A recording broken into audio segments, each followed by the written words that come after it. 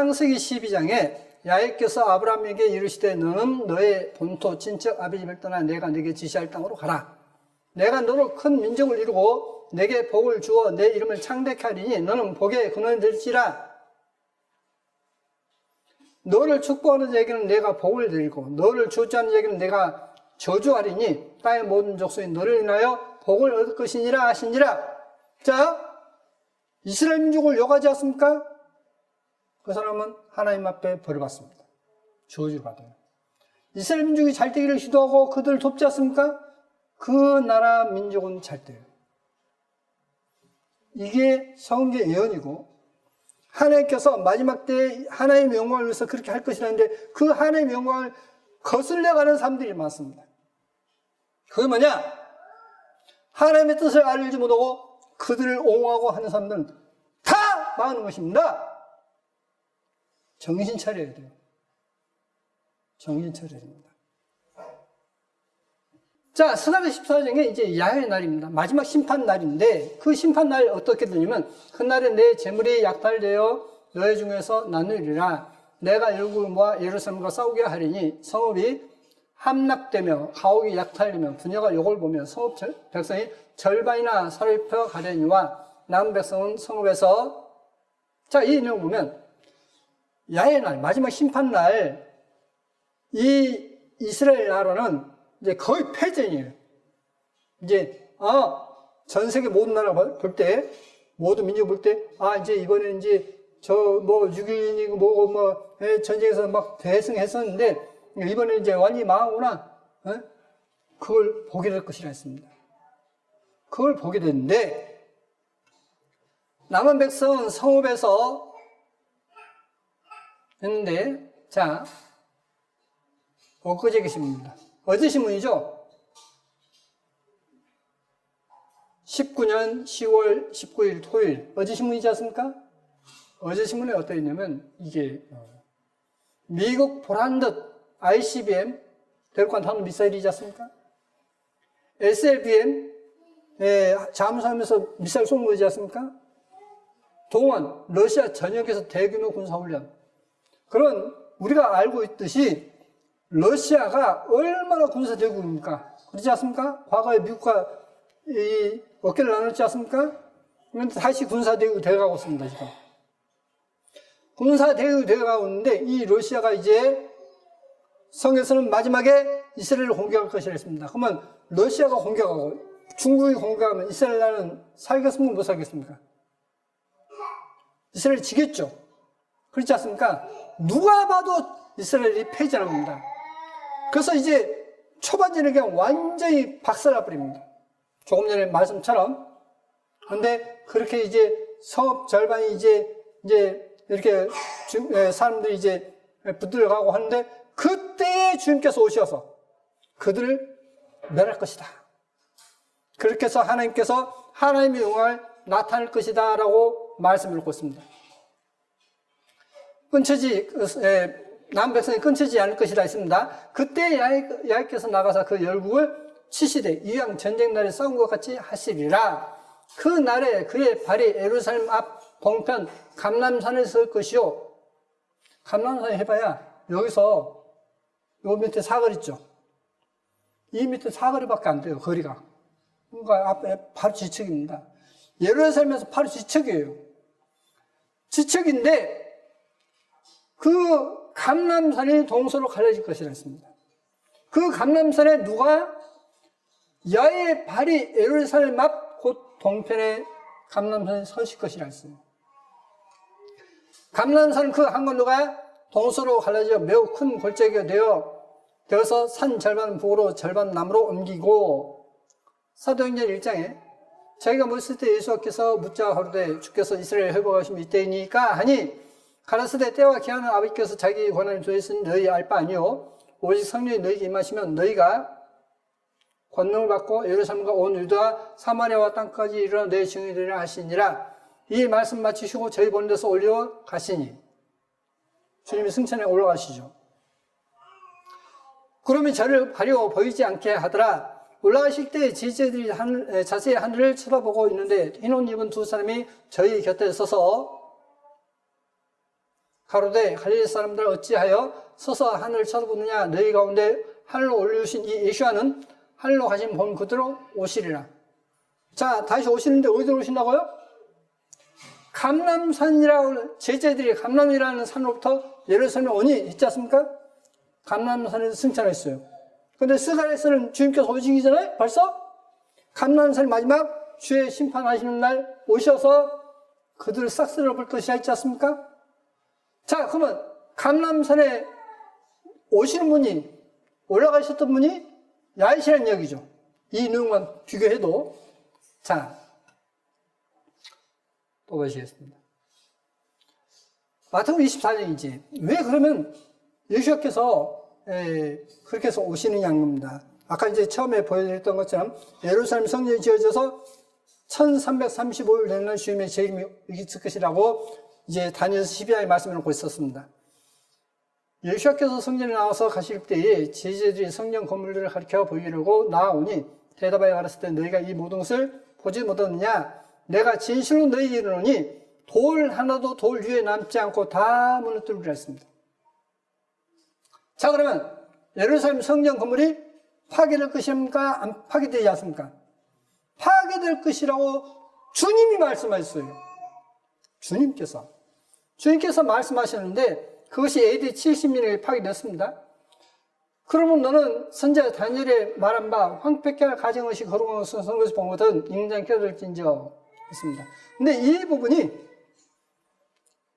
예언의 말씀을 중요한 열쇠가 되는 부분이 쏙 빠져버렸습니다. 그래서 1세기 마태복음 히브리어 성경을 보시겠습니다. 이게 1세기 마태복음 히브리 성경입니다. 이 15절을 보시면 이렇게 됐습니다. 자, 이 사람이 적그리스도이다. 그리고 이것이 이렇게 나오지 않습니까? 그러니까 지금 성경에는 이 사람이 적그리스도이다라고 하는 이 부분이 없습니다. 그리고 다니엘의 말한 바 황폐케 할 가장것이 거룩한 것에 서거든 이렇게 되어 있습니다. 인장 깨달을진저 했는데, 자, 그래서 이 사람이 적그리스도이다. 이게 빨리 있습니다. 예루살렘 성전을 지을 자는 누구냐? 그리고 이것이 선지자 다니엘의 말한 바 황폐케 할 가장것이 거룩한 성전을 보고도 인장 깨달을진저 보라 내가 너에게 미리 말하노라. 그러면 사람이 너에게 말하되 보라 그리스도가 광야에 있다 해도 나가지 말고, 그러니까 누가 뭐래도 가지 말고 예루살렘의 성전이 지어지면 주님이 이제 곧 오시겠구나 하는 것을 알아라는 이야기예요. 근데 그걸 누가 지느냐? 적그리스도가 추진할 것이다 이거예요. 근데 이것이 오늘날 성경은 다 빠져 있습니다. 다 빠져 있어요. 나가지 말고, 그러면 사람들이 내게 말해도 보라 그리스도가 광야에 있다 해도 나를 말고 보라 골반에 있다 해도 믿지 말라. 번개가 동편에서 나가서 서편까지 번지김같이 인자의 임함도 그러하리라. 죽음 있는 곳에는 독수리도 모일지니라. 독수리는 누구냐면 그리스도는요. 이 죽음은 뭐냐? 아까 이 사람이 적그리스도에 있던 그 사람의 시체를 가리키고 있습니다. 시체라는 뜻인데 이 죽음은 황폐케 하는 자의 시체라는 그런 뜻이 있어요. 원어성을 보면. 그래서 이 죽음, 적그리스도가 죽는 그 시체 자리에 독수리들이 모일 것이다. 성도들이 그 재림할 것이다. 주님과 함께 재림할 것이다 했습니다. 그날 환란 후에 즉시 해가 어두워지며 달의 빛을 내지 않으며 별들이 하늘에서 떨어지며 하늘의 권능들이 흔들리라. 그때 인자의 징조가 하늘에서 보이겠고 그때 땅의 모든 족속이 통곡하며 그들이 인자가 구름을 타고 능력과 큰 영광으로 오는 것을 보리라. 자, 주님께서 오십니다. 어떻게요? 예루살렘의 성전이 지어지고 그것은 누가 짓느냐? 바로 적그리스도가 짓게 되고, 그리고 여기는 기간이 안 나와요. 그게 나온 것이 다니엘서입니다. 다니엘서는 전에 말씀드렸기 때문에 더 말씀드리지 않습니다. 저가 큰 나팔 소리와 함께 천사들 보내리니 저희가 그 택하신 자들을 하늘 이 끝에서 저 끝까지 사방에서 모으리라 했습니다. 자, 데살로니가후서 2장에 보면 그런 사람들은 예루살렘의 성전을 지어서 그곳에서 이제 제사 지내는 그 자체가 그가 그리스도를 부정해버리고 이제 적그리스도를 했는데 사람들은 거꾸로 가르치고 있어요. 뭐라 그러냐? 제사 지는 것은 옳은 것이다. 근데 적그리스도가 후 3년을 모아서 제사 못 지내갈 것이다. 이런 거짓말을 퍼뜨려서 제사 지는 건 잘한 것이다 라고 그렇게 주입시키고 있습니다. 오늘날 데살로니가 후서를 보시면 형제들아 우리가 너희에게 구하는 것은 우리 주 예수와 그리스도의 강림하심과 우리가 그 앞에 모임에 관하여 혹 영어로나 혹 말로나 혹 우리에게서 받았다는 편지로나 주의 날이 이르렀다 옷이 동심하거나 두려워하지 아니할 것이라. 누가 아무렇게해도 너희가 미혹하지 말라. 먼저 배도하는 일이 있고, 그러니까 하나님을 섬기는 사람들이 하나님 많이 이제 버려버리는 배도하는 일이 있을 것이라 했습니다. 자, 배도가 첫 번째가 뭐죠? 하나님을 섬긴다는 사람이 성경 버리면 배도입니까 아닙니까? 배도죠.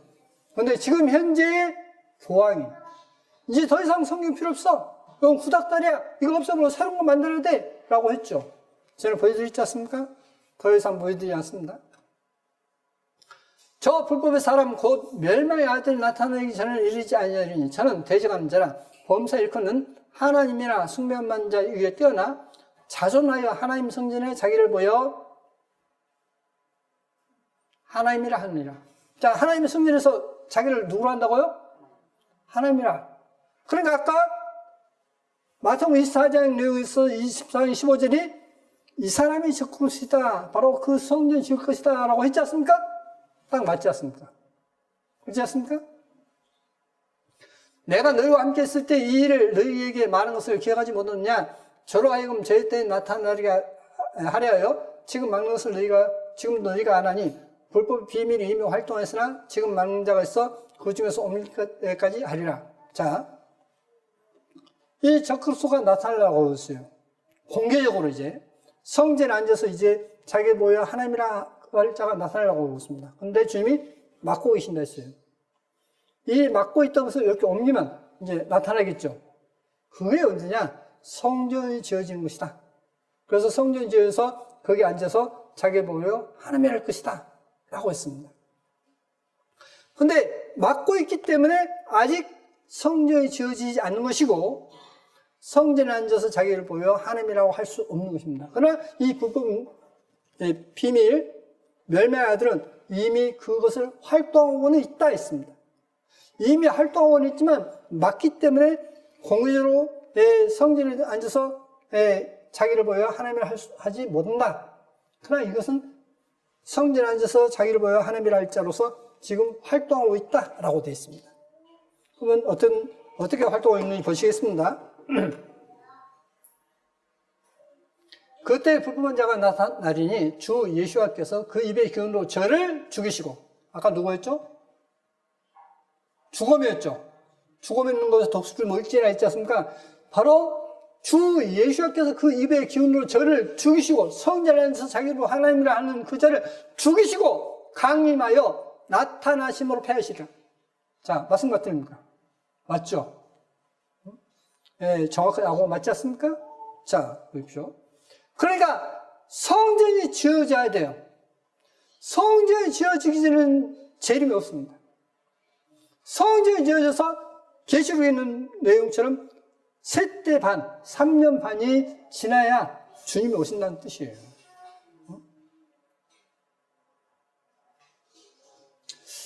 내가 밤에 계시록 13장에 내가 밤에 또 다른 짐승이 땅에서 올라오니 새끼양같이 두 뿔이 있고 용처럼 말하더라. 용은 누구죠? 마귀죠. 마귀 사탄이지 않습니까? 근데 이 두 뿔이 있다 했습니다. 새끼양같이, 그러니까 어린 양처럼 행세한다 이 말이에요. 어린 양처럼 행세하는데 두 뿔이 있다 했습니다. 자, 다니엘서에서 뿔은 뭐였죠? 왕권을 이야기했죠. 두 권세를 가질 것이다 했습니다. 제가 먼저 나온 짐승의 모든 권세를 그 앞에서 행하고 땅과 땅에 가는 자들을 처음 짐승에게 경배하게 하니 곧 죽게 됐던 상처가 나은 자니라 했습니다. 그럼 처음 짐승이 뭐냐? 로마입니다. 로마 황제입니다. 로마가 이제 망했죠? 다시 로마가 부활할 것을 지금 이야기하고 있습니다. 부활하는데 이것은 두 뿔을 가졌다라고 말씀하고 있습니다. 자, 계속 보시겠습니다. 큰 이적을 행하되 심지어 사람들 앞에서 불이 하늘부터 땅에 내려오게 하고 짐승 앞에서 받은 바 이적을 행함으로 땅에 가는 자들을 미혹하여 땅에 가는 자들에게 이르기를 칼에 상하였다가 살아난 짐승을 위하여 형상을 만들라. 왜 여기서 우리말에는 지금 우상인데 형상이 왜 있느냐?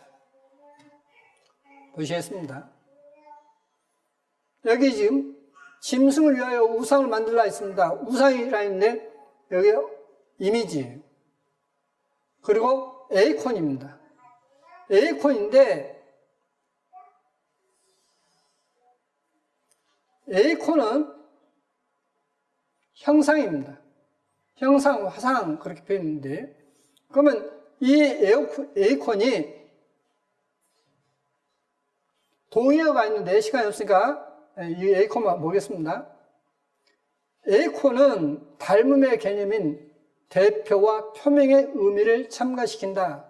그러니까 그 닮았는데 그 대표적인 것 이렇게 말씀할 것입니다. 어떤 그 자체를 표명하는 것, 나타내는 것 했습니다. 자, 우리말이 지금 우사일 했는데 우사일 단어는 따로 있습니다. 에이돌론이에요. 에이돌론. 이 에이돌론이 성서문헌상 우상이라 했습니다. 이방신의 형상. 자, 신약성에 분명 에이돌론이라고 우상으로 되어 있는데 에이돌론이 아닌 에이콘, 형상인데 우상으로 바꿔버렸어요. 그러니까 예루살렘 성전이 지어지고 그러면 그 안에 우상이 이렇게 들어서는가? 이렇게 착각을 이렇게 만들어 본 겁니다. 그러니까 하나님의 예를 못 보게 만들어 본 거예요. 못 보게. 그러나 원어성을 보면 이건 명확해버리죠. 자, 여기서 또 하나님을 향하여 회방한다 했습니다. 회방이 블레스팜이에요. 그러니까 하나님의 이름을 모독한다. 하나님을 모독한다. 그 뜻이죠. 네? 자, 보시겠습니다. 저가 권세를 받아 짐승의 우상에게 이렇게 했는데 우상이 전부 다 뭐냐면 에이콘이에요. 그러니까 우상이 이미지니까 형상이죠. 에이돌론이 아니지 않습니까? 그러니까 이게 우상이 될 수가 없는 것입니다. 그래서 형상에게 제가 권세를 받아 그 짐승의 형상에게 생기를 주어 그 짐승의 형상으로 말하게 하고 또 짐승의 형상에게 경배하지 않는 자는 며칠이든 다 죽게 하더라. 제가 모든 자에서 표를 받게 했는데 그 오른손이나 이마에 했는데 이마에가 지금 성경에는 속객인데 여기 메토폰에서 오메가냐 오미크론에 따라서 이게 속객이냐 목적격으로 바뀌어버립니다. 자, 그러면 이걸 한번 보시겠습니다. 이 손은 케일이라는 이 손은 더 핸드에서 손 나오지 않습니까? 이 손은 속객일 때는 바이드 핸드입니다. 그 손으로 말미암아 그러니까 오른손으로 이렇게 됩니다. 오른손이나가 아니라 오른손으로 이게 이제 신하의 사본입니다. 신하의 사본 이 부분을 이제 한번 대조하겠습니다.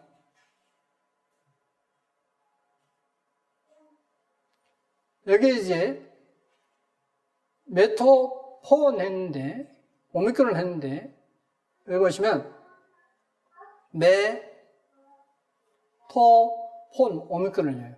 그러니까 이마를 오른손으로 이마를 펴준다 이렇게 되는 것입니다. 다시 이것을 근거로 해서 이제 다시 번역하면 제가 모든 자 곧 작은 자나 큰 자나 부자나 빈곤한 자나 자유한 자는 정도로 그 오른손으로 저희 이마에 표를 주게 하고 이렇게 된 거예요.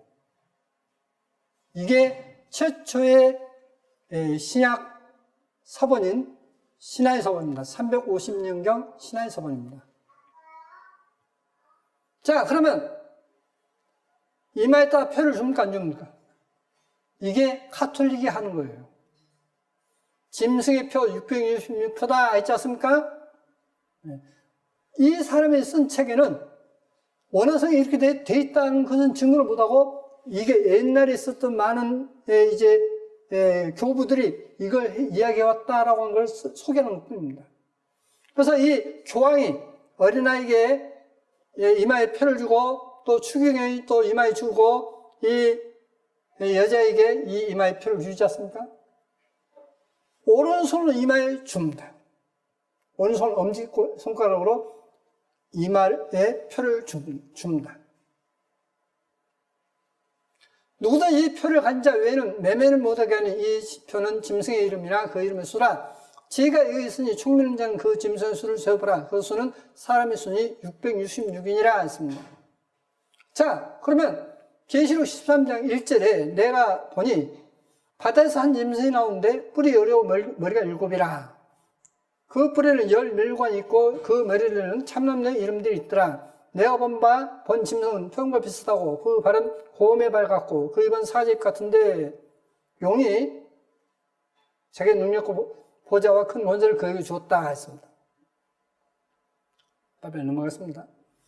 다니엘 7장에 보시면 다니엘이 진술하여 가로되 내가 밤에 이상을 보는데 하늘에 내 바람이 큰 바다로 몰려오니 아까 바다에서 짐승 올라왔다 했지 않습니까? 계시록에 바다에서 큰 짐승 넷이 바다에서 나오는데 그 모양이 각각 다르니 첫째는 사자 같은데 아까 사자가 나왔지 않습니까? 계시록에 독수리 날개가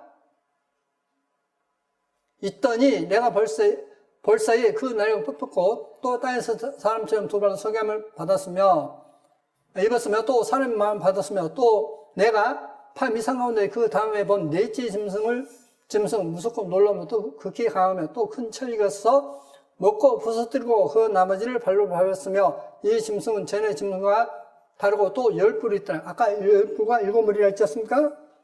계시록 13장에서 내가 그 뿔을 유심히 보는 중 다른 작은 뿔이 그 사이에서 나더니 머리뿔 중에 셋이 그 앞에 뿌리까지 뽑혔으며 이 작은 뿔에는 사람이 눈 같은 눈이 있고 또 입에 있어 큰 말을 하였느니라. 자, 다니엘 7장 내용과 요한계시록 13장 내용이 똑같습니다. 똑같아요. 근데 이 짐승의 표를, 그래서 이 짐승이 뭐냐? 어떤 사람은 컴퓨터다, AI다, AI, 컴퓨터라고 이야기를 하는 사람들이 있어요. 근데 이 짐승이 누구냐? 짐승이 내가 그 흩어의 모신 자 중 하나에게 나아가서 이 모든 일의 진상을 물으면 그가 내게 고하여 그 일의 해석을 알게 하여 가로되 그 내 큰 짐승은 내 왕이라 세상에 일어날 것이로되. 자, 짐승은 왕, 사람입니까? 컴퓨터입니까? 사람이죠. 그러니까 다니엘서에서 예언됐던 부분을 다시 요한계시록에서 재언급하고 있는 것입니다. 그게 바로 요한계시록 13장이에요. 그러니까 다니엘서를 모르면 계시록을 풀릴 수가 없어요.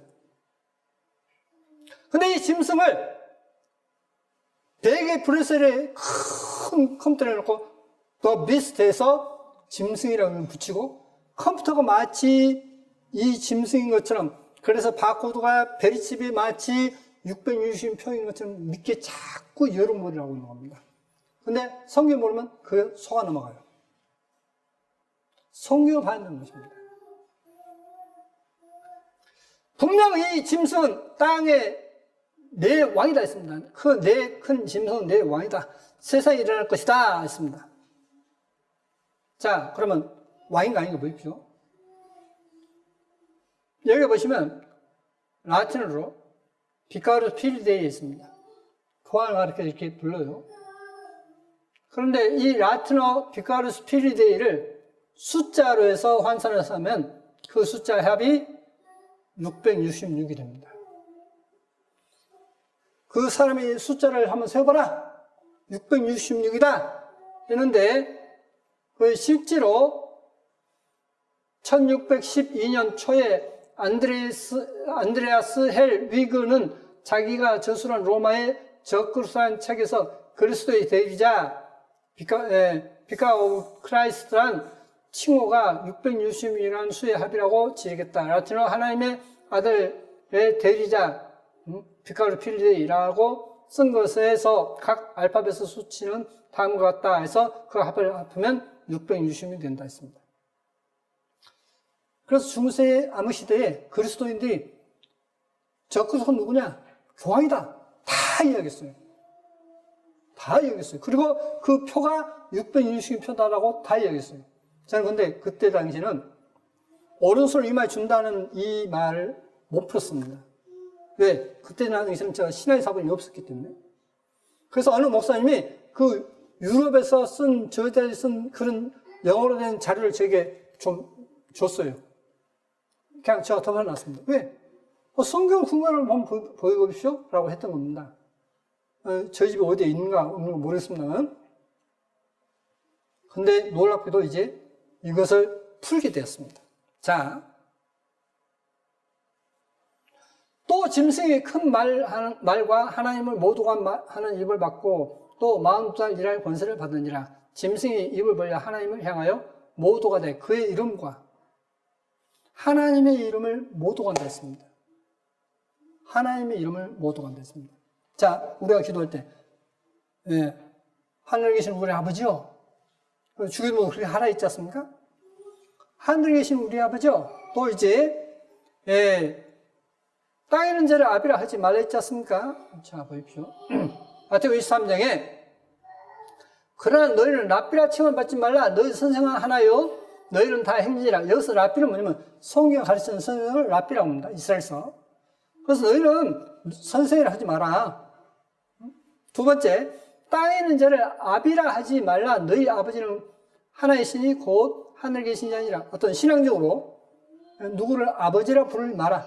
그러니까 우리가 육신적인 어떤 아버지가 아닌 신앙적으로 어떤 아버지라 하지 마라. 세 번째, 또한 지도자라 칭을 받지 말라. 너희 지도는 하나님 곧 그리스도이니라. 주님 외에는 그리스도 외에는 지도자가 없다라고 했습니다. 아버지, 랍비, 지도자.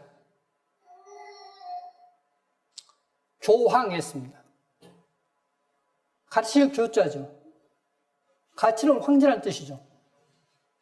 그러면 랍비라 칭을 받지 말라. 선생이라 칭하지 말라 했지 않습니까?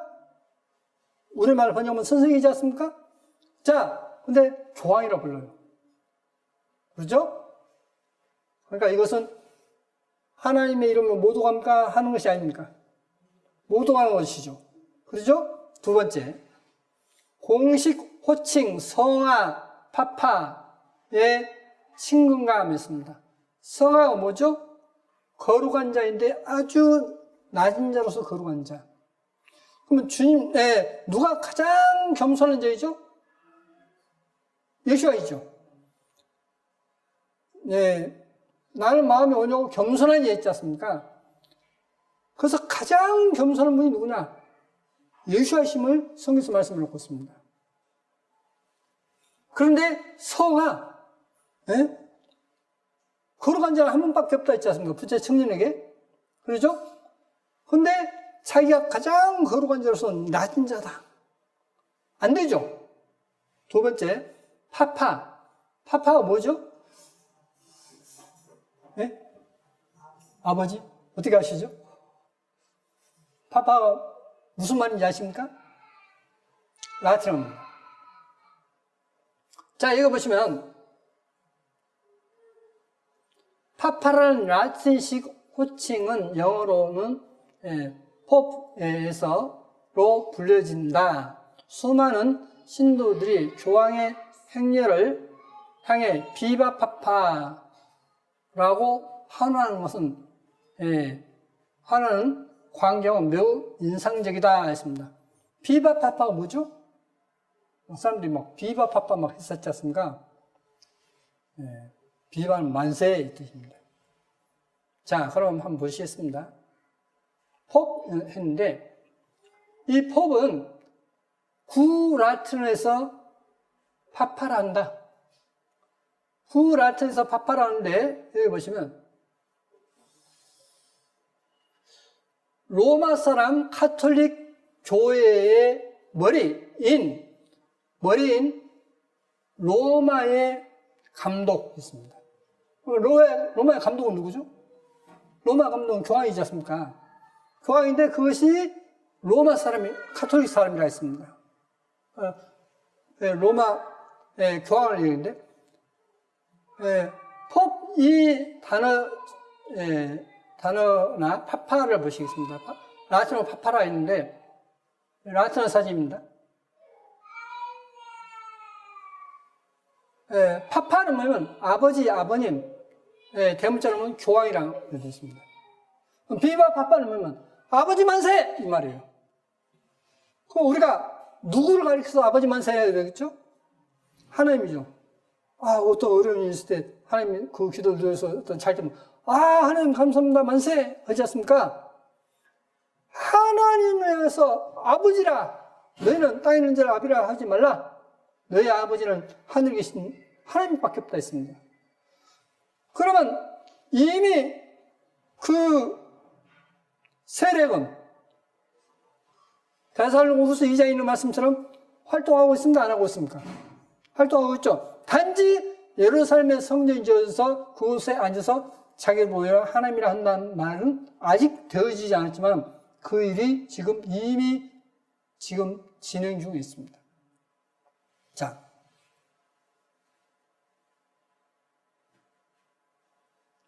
그래서 이제 하나님을 위하여 회방한다 했습니다. 짐승 입을 벌려 하나님을 향하여 모독하되 하되 그의 이름과 그의 장막 곧 하늘에 가는 자를 모독하더라. 자, 그러면 그의 장막, 하나님의 장막, 여기서 장막은 성막이 아닙니다. 성전. 하나님의 성전 곧, 왜 하나님의 성전이 곧 하늘에 가는 자들이라고 했냐는 말입니다. 성전이 왜 하늘에 가는 자냐는 겁니다. 대답하여 가라사대 나와 함께 그릇에 손을 넣는 그가 나를 팔리라. 인자는 자기에게 대하여 기록된 대로 하거니와 인자를 파는 그 사람에게는 화가 있으리로다. 그 사람은 차라리 나지 아니했다면 지게 좋을 뻔하였느니라. 자, 주님은 팔았죠. 팔았는데 차라리 태어나지 않았으면 좋을 뻔했다. 근데 주님이 그걸 용납하냐 안 하냐? 파는 것을 용납합니다. 자, 보십시오. 이렇게 말씀하셨는데 말씀하실 때에 12 중에 하나인 유다가 왔는데 대제사장들과 백성의 장로들에게 파송된 큰 무리가 검과 몽치를 가지고 그와 함께 하였더라. 예수와를 파는 자가 그에게 군을 짜 가로되 내가 입맞추는 자가 그이니 그를 잡으라 하였는지라. 곧 예수와께 나와 라삐어 안녕하시옵니까 하고 입을 맞추니 예수께서 가라사대 친구여 내가 무엇을 하려고 왔는지 행하라 하신대 저희가 나와 예수께 손을 대어 잡는지라. 예수와 함께 있던 자 중에 하나가 손을 펴 검을 빼어 대제사장의 종을 쳐 그 귀를 떨어뜨리니 이에 예수께서 이르시되 내 검을 도로 집에 꽂으라. 검을 가지는 자는 다 검으로 망하느니라. 넌 내가 내 아버지께 구하여 지금 12영 더 되는 천사를 보내시게 할 수 없는 줄 아느냐? 내가 만일 그렇게 하면 이런 일이 있으리라 한 성경이 어떻게 이루어지려? 그러니까 성경 말씀을 이루기 위해서 일부러 잡혀졌다는 이야기죠. 피하지 않고 잡혀졌다는 이야기지 않습니까? 마찬가지로 이스라엘 민족이 박해를 당하는데 분명 그들이 잘못해서 박해를 당해요. 당하는데 왜 박해를 당하고 계속 이스라엘 민족이 태를 당하느냐? 성경 말씀을 이루기 위해서. 그렇게 해서 이스라엘 민족을 다시 모으기 위해서 했다라고 하는 것입니다. 지금 성경이. 제가 그걸 설명해서 이 이야기를 한 거예요. 자, 그렇지 않으면 주님께서 야 이놈 해버리면 죽지 않습니까? 죽여버릴 수 있지 않습니까? 하나님이시기 때문에. 하시더라. 그때 예수께서 우리에게 말씀하시되 너희가 강도를 잡는 것 같이 검과 몽치를 가지고 나를 잡으러 나왔느냐? 내가 날마다 성전에 앉아 가르쳤으되 너희가 나를 잡지 아니하였도다. 그러나 이렇게 된 것은 다 선지자들의 글을 이루려 함이니라. 선지자의 글을 이루기 위해서 내가 잡혀준다 하시는 겁니다. 또 요한복음 18장에 이렇게 되어 있습니다. 요한복음은 복음서에 빠진 것을 다시 빠진 부분을 더 명확하게 해서 쓴 책이 요한복음입니다. 자, 유다가 군대와 및 대제사장들과 바리새인들에게 얻은 하숙들을 들고 등과 회와 병거를 가지고 그를 오는지라. 예수께서 그 다음 일을 아시고 다 아시고 나아가 가라사대 너희가 누굴 찾느냐? 대답하되 나사렛 예수하라 하거늘 가라사대 내려라 하시니 그를 판 유다도 저희와 함께 있더라. 예수께서 저희에게 내려라 하실 때에 저희가 물러가서 땅에 엎드러진지라. 그냥 예수께서 내가 바로 예수야. 그러니까 바로 앞에 가서 그냥 거꾸로 엎습니다. 근데 잡을 수 있습니까? 없죠. 어떻게 죄인이 하나님을 잡을 수 있습니까? 잡을 수가 없어요. 그러나 하나님 말씀을 위해서 이것을 잡혀줬다 이 뜻입니다. 지금 그 내용이.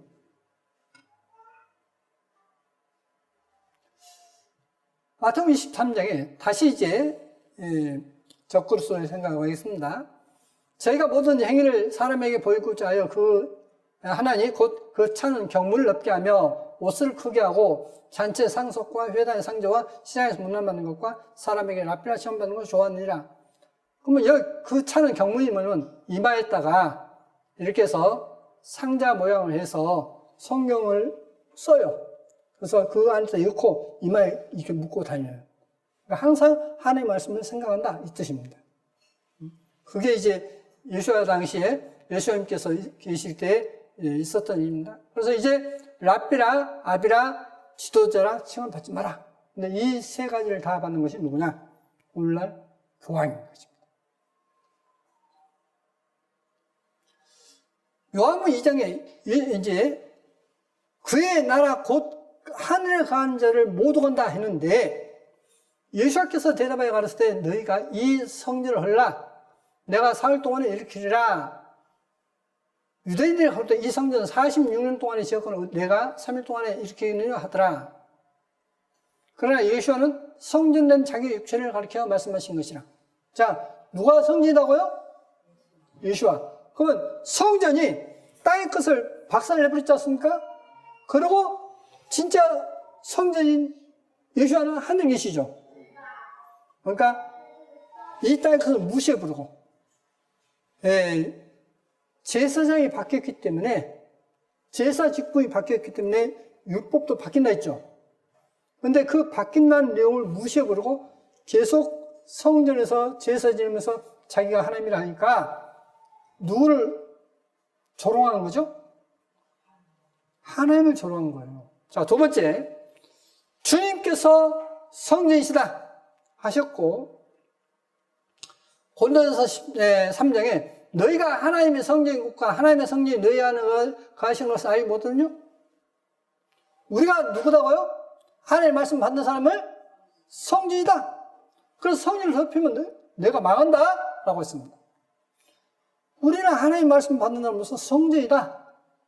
그러니까 성전은 주님이 성전의 머리가 되시고 교회의 머리가 되시고 우리는 그 교회의 몸, 성전인 것입니다. 그런데 이것을 무시해버리고 다시 성전을 이어서 또 피 뿌리고 제사를 했다? 그러면 누구를 부정해본 거죠? 주님께서 그리스도께서 이 세상에 오셔서 고난받으신 걸 부정해본 거죠. 그러지 않습니까? 그가 적그리스도다. 그리스도 하신 일을 대적한다 이 뜻이에요. 대적한다.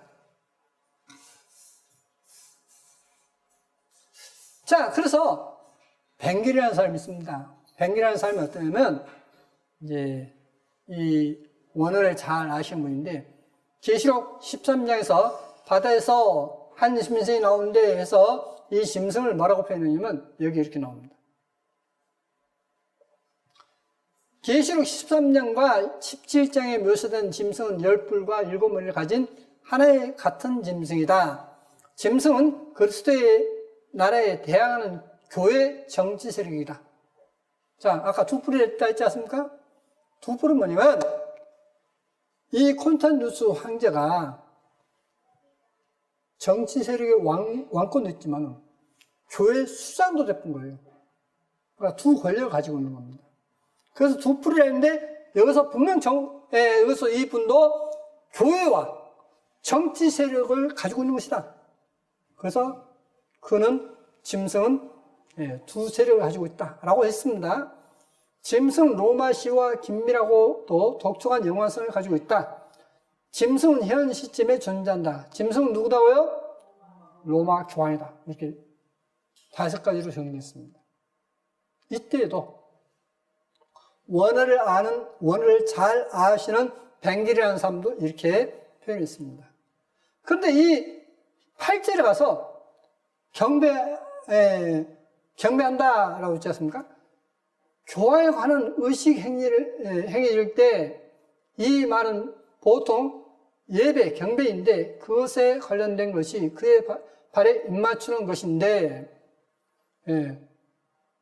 포로스 퀴네인에서 입맞추다와 관련된 것과 같고, 왕상에서 19장 8절에 입맞추다와 같다라고 했습니다. 입맞추다, 나샤크라는 단어인데, 바알에게 입맞추하지 아니하니서 여기서 입맞추다가 나샤크입니다.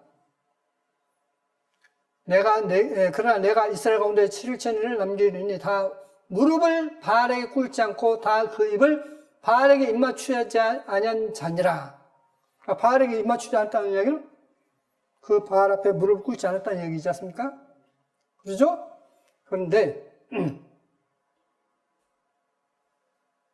여기 가운데 누구죠? 요한바로 이세이죠. 자, 흉내를 냈습니다. 예수께서 12제자가 있지 않습니까? 12사제가 납작돼서 무릎을 꿇고 있습니다. 이게 성경에서 가장 겸손한 자세예요. 이 자세를 계시록 1장에서 사도 요한이 예수를 보고 저렇게 납작 엎드려 죽은 자까지 됐다라고 되어 있습니다. 자, 그러면 초대 교황이 누구죠? 이때 초대 교황이 누구죠? 카톨릭에서? 못 보셨습니까? 카톨릭 역사를 보면 초대 교황은 베드로다라고 나와요. 제 책을 가지고 있는데. 사도행전 10장에 베드로가 불려들어 유숙하게 하니라.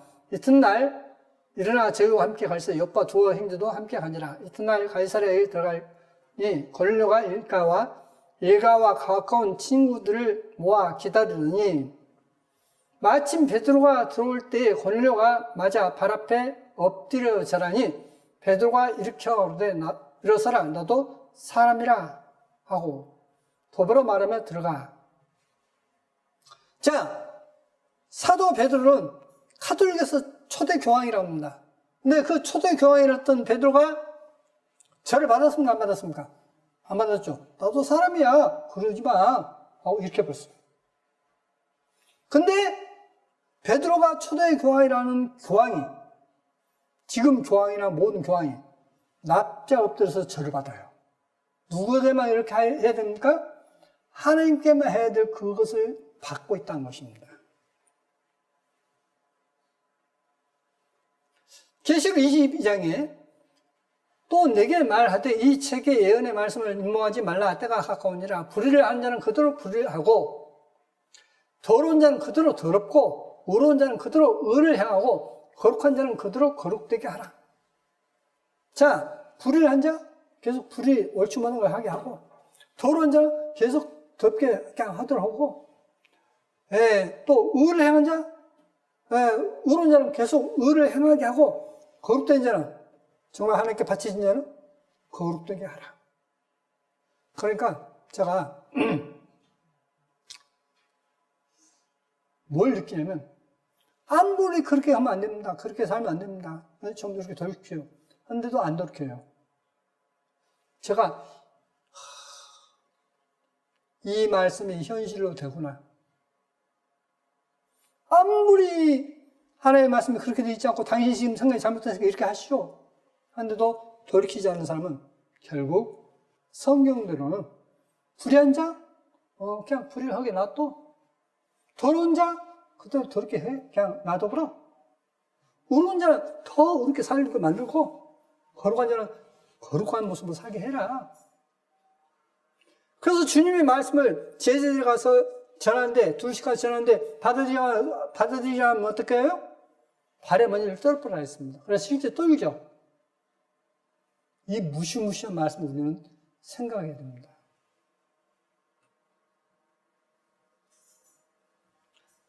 보라, 내가 속지 오리니 내가 줄 상이 내게 있어. 각 사람의 그의 일한 대로 갚아주리라. 모든 사람에게 일한 대로 갚으신다 했습니다. 자, 이게 누구죠? 1934년 독일 뉘른베르크에서 교황 비오 10세의 축복을 받고 있는 아돌프 히틀러 교황에게 축복을 받아요. 누가요? 히틀러가. 교황에 그런 사람이 유대인을 600만 명을 죽이는 그에게 축복을 하고 있습니다. 누가요? 교황.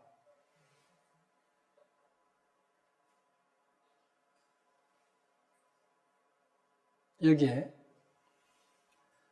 파벨리치와 그의 카톨릭 신부들이 히틀러식으로 손을 들어 인사했다. 신부들이요. 히틀러식으로 인사를 합니다. 또 이 교황 있죠.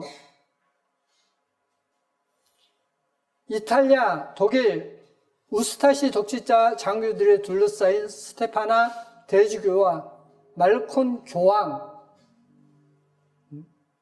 교황은 항상 독재자들과 손을 잡았습니다.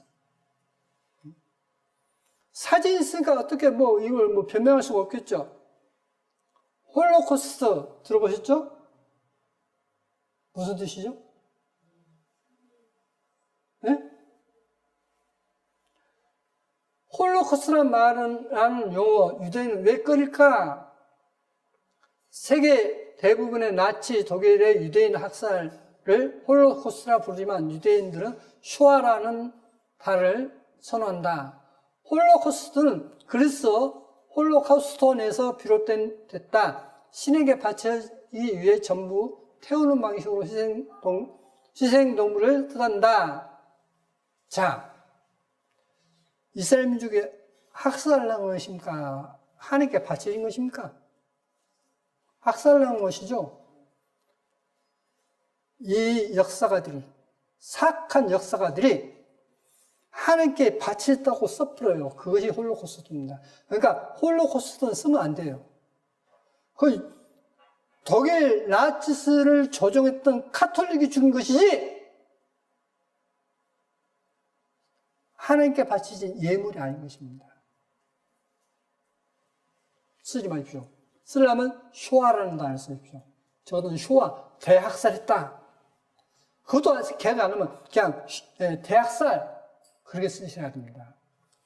홀로코스트 쓰면 안 돼요. 그것은 하나님을 조롱하는 것이고 유대인들을 조롱하는 것입니다.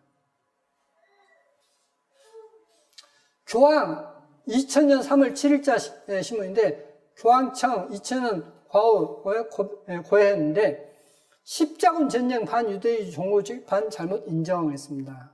요한 바울 2세가 수십 년 전까지도 공공연히 반 유대주의를 표명한 사실을 또 고백했다. 예수를 숨지게 한 유대인이라는 관념 때문이라는 것, 교황청은 나치에 의해 유대인 대량 학살에 또 침묵을 지켰다. 했습니다. 말하지 않았어요. 왜 안 했냐라고 이제 묻습니다. 일면이고. 자, 해보십시오. 여기 이제 8면인데, 같은 날, 일면 8면 나온 것인데, 인간의 신에게 참회, 카톨릭의 참회 내용이 기대에 훨씬 미흡하다는 비난도 있다. 유태인 측에서 이날 교황이 사과의 홀로코스트, 유대인 대학살에 대해 침묵했던 교황청에 대한 사과했어야 했다는 반응을 보였다. 그러나 교황의 입에서 이날 집시를 제외하고는 어떤 특정 집단의 언급이 없었다. 교황청은 그러나 교황이 용서를 구하는 설교를 한 직후 카톨릭 용서를 구한 것은 신이지 특정 집단이 아니다 하고 못 박았다. 자, 제가 누구를 뺨을 때렸어요. 뺨을 때렸는데 하나님 잘못했습니다 라고만 빌면 됩니까? 아니면 먼저 그 사람에 가서 화해하고 하나님께 빌어야 했습니까? 먼저 빌고 하나님께 예물을 드려야 했지 않습니까? 이 사람들은 웃긴 사람들이에요. 다른 사람을 갖다 해를 끼쳐놓고 자기가 하나님께만 빌기만 하면 된다는 거예요. 그 사람에게 사과 안 해도 된다는 거예요. 뻔뻔 뻔뻔스러운 사람들입니다. 얼굴에 철판을 깔고 사는 사람들.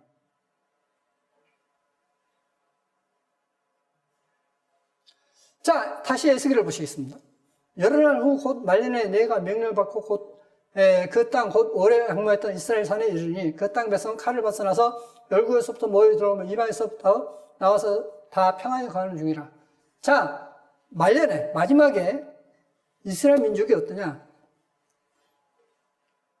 곧 오래 황무했던 이스라엘 산에 이르니 그 땅 백성은 칼을 벗어나서 열국에서부터 모여 들어오며, 자, 칼을 벗어났다는 것은 살육을 당한단 말입니까? 안 나왔단 말입니까? 살육을 당하는 가운데 이스라엘은 온난 이야기죠. 그런데 이스라엘 와서 하나님께서 하나님의 영광을 나타낸다지 않습니까? 그런데 이스라엘 민족이 전 세계에서 편안하게 살면 이스라엘 땅으로 가겠습니까? 안 가겠습니까? 안 가겠죠. 그렇지 않습니까? 전 세계에서 계속 테러를 당하니까 아이고 여기서 죽느니 차라리 사막이어도 그간 살아야겠다 해서 가게 하는 것입니다. 그것이 예언되는 거예요 지금. 네, 그래서 이방에서부터 나와서 다 평안히 거하는 중이라. 물건을 겁탈하면 노력하리라고 내 손을 들어 황무했다가 지금 사람이 거처하는 땅과 열국 중에서 모여 짐승과 재물을 얻고 세상 중앙에 가는 백성을 치고자 할 때, 자, 이스라엘 백성들이 다 평안해 있고 많은 어떤 재물이 있는데 그것을 겁탈하라, 빼앗는다, 빼앗고 노력할 것이다 라고 했습니다. 이게 사해바다 공장인데, 사해바다 근처에 있는 소금 공장에서 소금을 원재료로 하여 각종 광물의 자원을 만들고 있는 모습. 사해에 있는 자원은 미국 재산의 4배예요. 그럼 말씀과 즉습니까? 어마어마하죠? 영국, 프랑스, 독일, 이태리의 자산을 합한 것보다 많다. 그래서 바다의 풍부가 내게로 돌아오며 라고 표현했습니다. 그러면 말씀과 틀립니까? 아니, 미국 재산만큼만 해도 어마어마한데 미국 재산은 4배라고 나면 이거 어마어마하지 않습니까? 자, 또 신명기 33장에 아셀에 대하여 이르렀을 때 아셀은 다장 복을 받으며 그 hin적에 기쁨이 되며 그 발이 기름에 잠길지로다 했습니다. 네, 이스라엘 중부지역입니다. 중부지역인데 지파의 아셀 지파의 지역이 중부지역인데, 이스라엘 2010년 8월 20일자 신문입니다. 이스라엘 중부에 15억 배럴 석유 매장. 어마어마하죠. 15억 배럴. 어마어마하게 많은 지하자원이 그 사막 속에 묻혀 있는 것입니다. 자, 이뿐만 아니라 잠깐 보시겠습니다.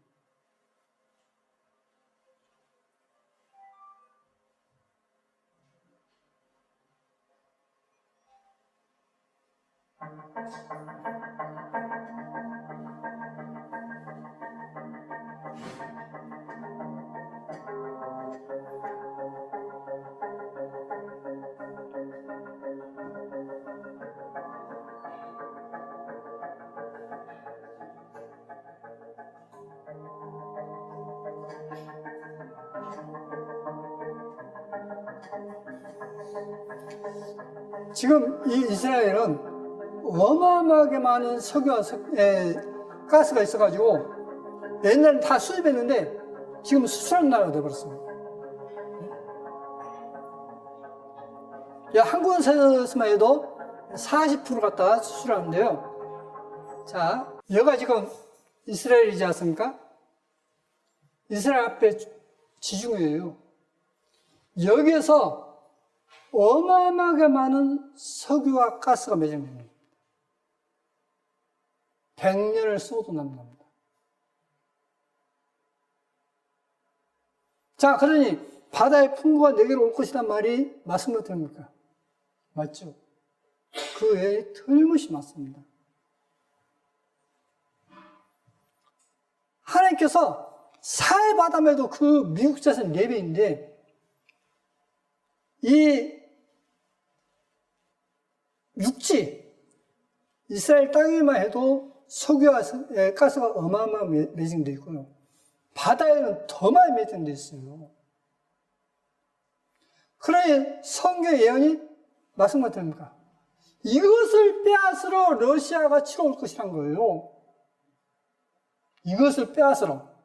성경 예언은 열왕기하 13장에 야훼께서 이스라엘을 향하여 노를 바라사 늘 아람 왕 하사엘의 손과 그 아들 베나닷의 손을 붙이셨더니 아람 왕이 이스라엘을 학대함으로 요아스가 야훼께 간구하며 야훼께서 들으셨으니 이는 저희의 학대받음을 보셨습니다.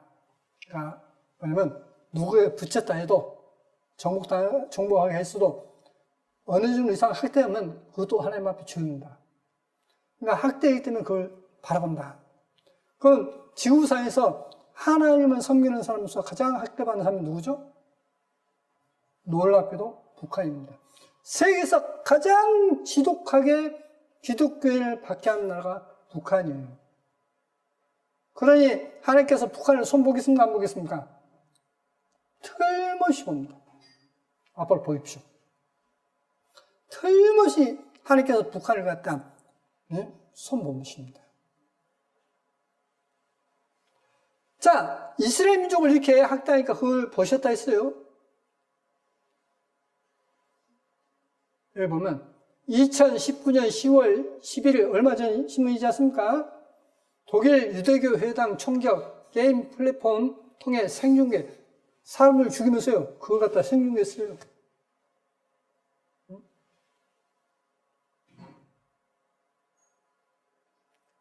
프랑스 같은 경우 유대인 이스라엘 돌아갈래? 왜?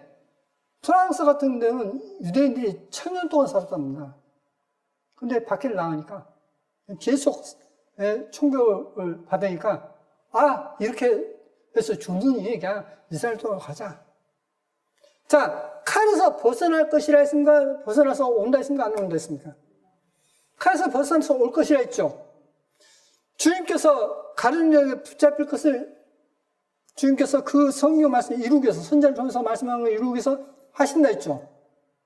이것도 이스라엘 민족을 왜 박해하느냐?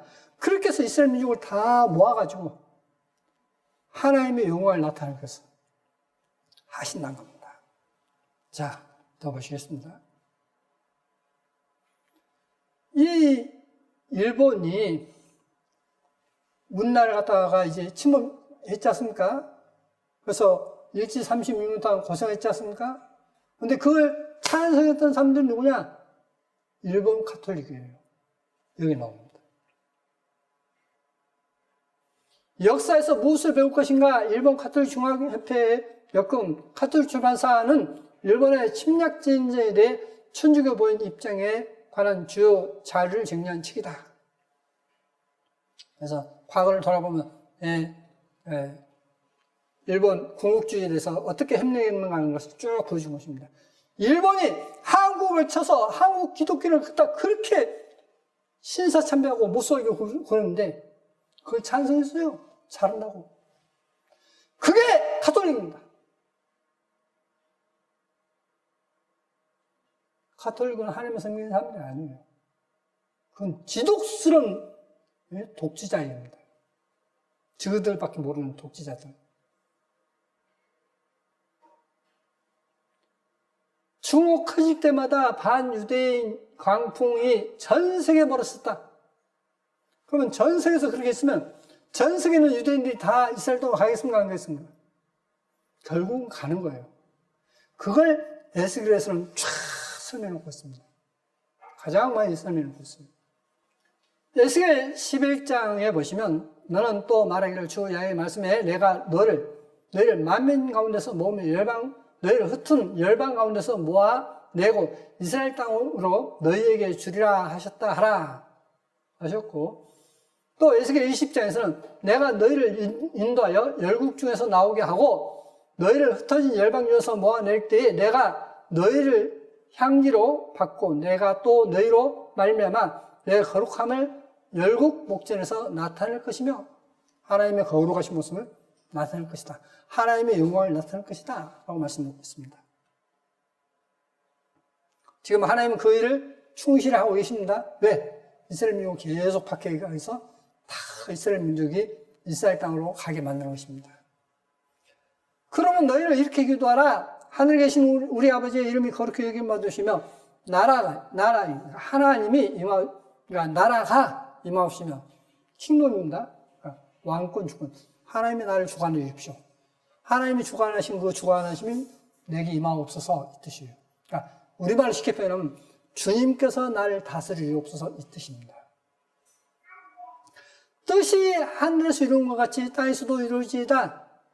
자, 하나님이 계획하셨죠. 용천역을 파괴시킬 거라고. 왜? 이스라엘의 북한의 핵 기술자들이 그걸 가지고 저기 시리아로 가서 시리아에서 핵무기 만들어서 이스라엘 공격하려는데 하나님 그걸 막으셨죠. 하나님의 뜻이 이루어지기를 같이 기도하니까 그 시각에 폭파가 냈지 않습니까? 뜻이 하늘을 주는 것 같이 땅에서도 이루어지이다. 그러니까 우리는 내 뜻대로 해주십시오가 아니라 주님의 뜻이 어디에 있습니까? 주님의 뜻대로 되기를 원합니다. 이렇게 기도한 거예요. 이렇게 기도하라는 겁니다. 야의 날이 이르리라. 그날에 내 재물이 약탈되며 너희 중에서 나누리라. 내가 열국을 모아 예루살렘과 싸우게 하리니 성읍이 함락되며 가옥이 약탈되며 분야가 영업되며. 자, 그럼 이스라엘이 전쟁에서 지는 것입니까? 이기는 것입니까? 틀림없이 지는 거죠. 저갈 때에 그날에 그의 발이 예루살렘 앞 곧 동편의 감람산을 설 것이요. 그러니까 마지막 전쟁, 아마겟돈 전쟁은 주님이 이기시는데 초반에 중반까지도 거의 마지막까지도 이스라엘이 대패합니다. 그리고 이제 이스라엘 나라가 이제 더 이상 회생할 수 없다라고 할 때 주님께서 오셔서 감람을 쓰셔서 그것들을 다 죽여버립니다.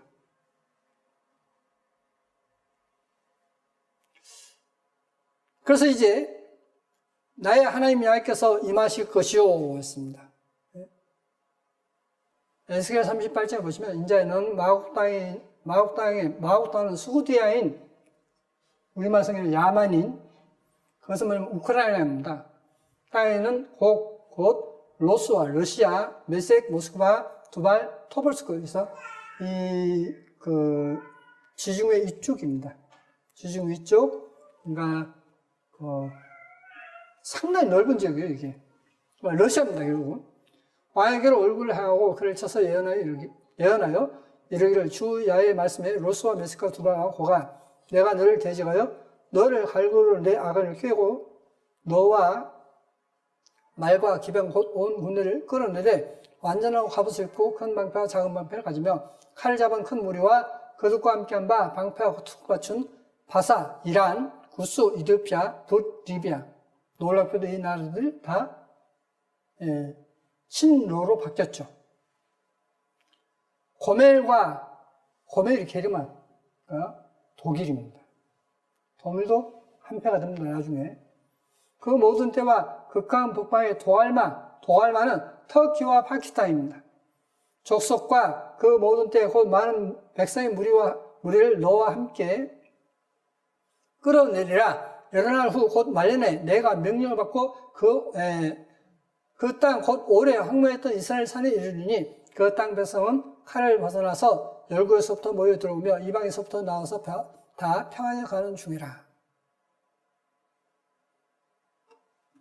구름이 땅에 덮임같이 내 백성 이스라엘 치러 오리라. 그와 끝날에 내가 너를 이끌어다가 내 땅을 치게 하리니 이는 내가 너로 말미암아 이방 사람의 목전에서 내 거룩함을 나타내어 그들로 다 나를 알게 하려 함이니라. 나 주 야훼가 말하노라. 내가 내 모든 산 중에서 그를 칠 칼을 부르니, 그러니까 러시아와 그 군사 동맹에 있던 그들을 칼을 부를 것이다 했습니다.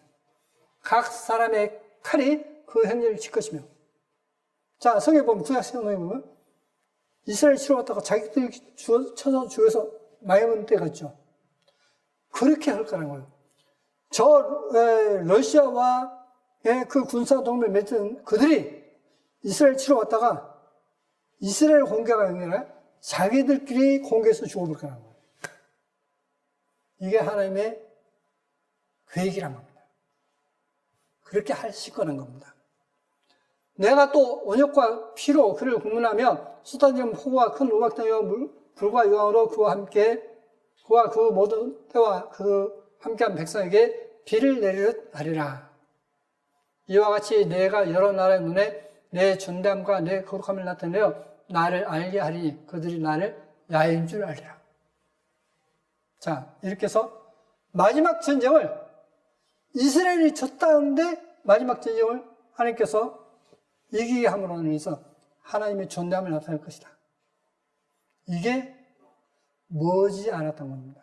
그 예로 러시아가 과거에는 이 미국에게 꼼짝을 못했어요. 감히 접근하지도 못했습니다.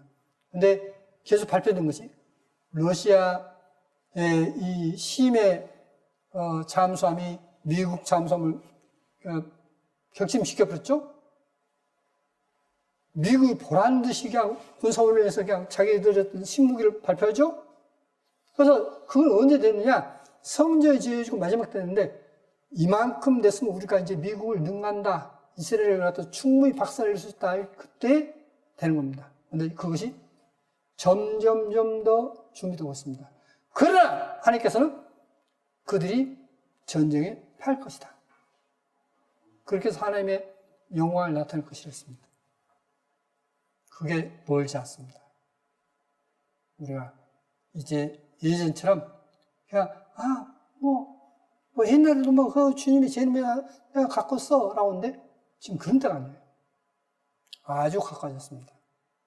하나님의 말씀을 보시면서 깨어있기를 바랍니다. 네, 깨어있어서 하나님을 온전히 섬기는 주님을 맞이할 수 있는 준비를 항상 하며 사시길 바랍니다. 그래서 금방 제가 임한다는 건 아니지 않습니까?